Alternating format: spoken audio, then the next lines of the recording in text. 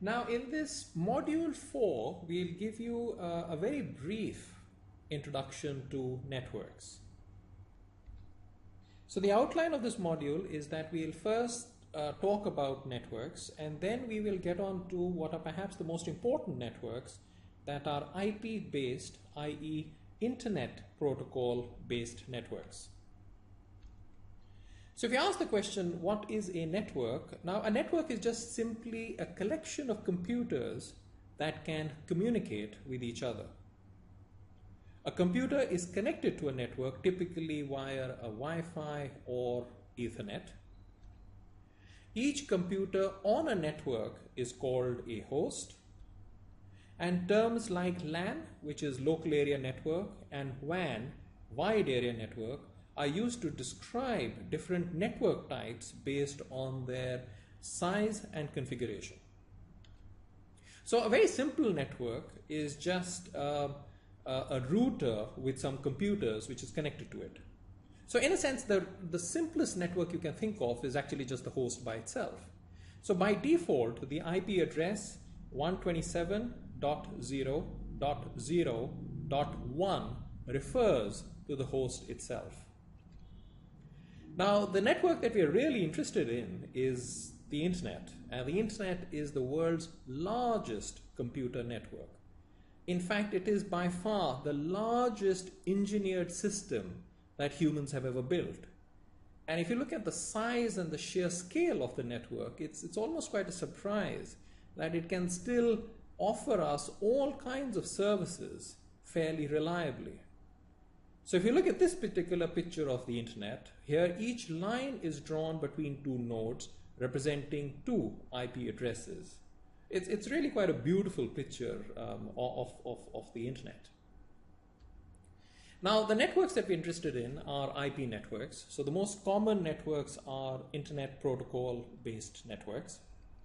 An IP network is nothing but a communication network that uses the Internet Protocol to send and receive messages between one or more computers.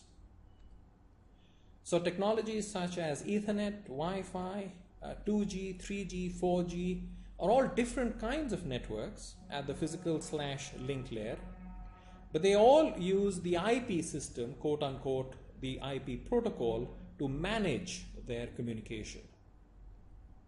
Now here's just a simple caricature of an Ethernet type network, and you have an example of a Wi-Fi hotspot. Now let's get on to IP addresses. Now every host on a network has a unique IP address that other hosts use to communicate with it. So an IP address is a 32-bit number for IPv4, typically represented in the format 0 to 255, dot 0 to 255, and so on.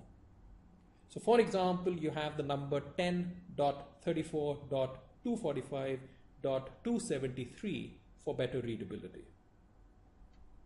Now host could either have a fixed IP or a temporary dynamic IP assigned to it by the network every time it connects to it. Now a question is, which program on the computer do you want to reach? So even though our messages and data can reach the computer, how do we know which program to contact on the computer? Now programs use port numbers as addresses within the same computer.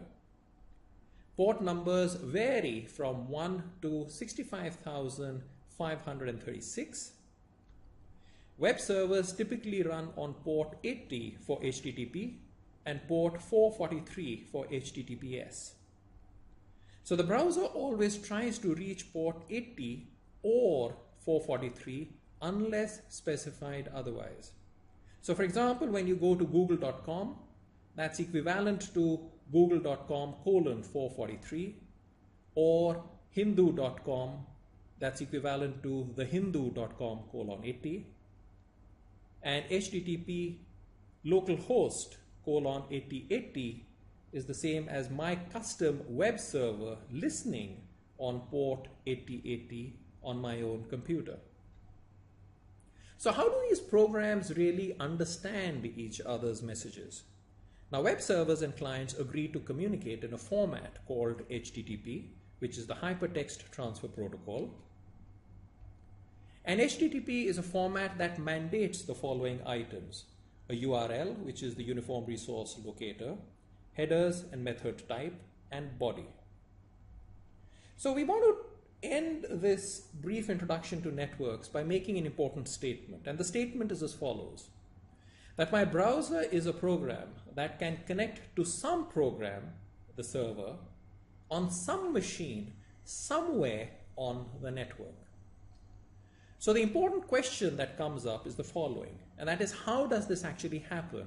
And it can happen in one of the following ways.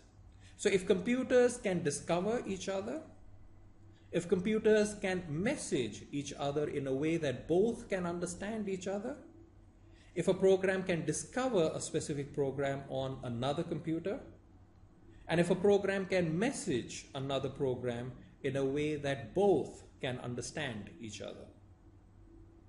So this effectively brings us to the end of this very brief introduction to networks, where we wanted to highlight the importance of IP, i.e. Internet Protocol based networks.